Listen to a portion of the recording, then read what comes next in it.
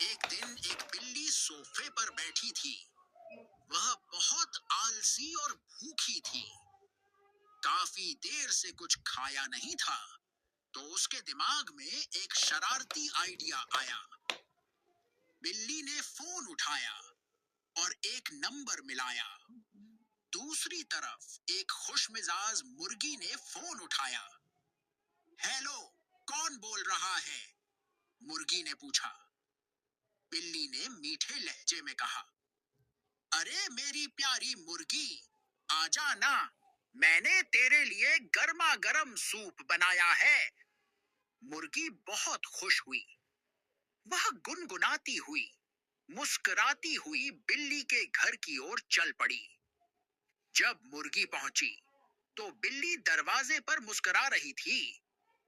اس نے کہا، واہ، تو تو بالکل ٹائم پر آئی ہے، کیونکہ آج تو ہی سوپ میں ہے. مرغی حیران رہ گئی.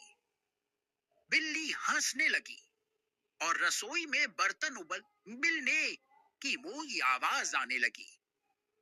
کیمرہ دھیرے دھیرے پیچھے ہٹتا ہے.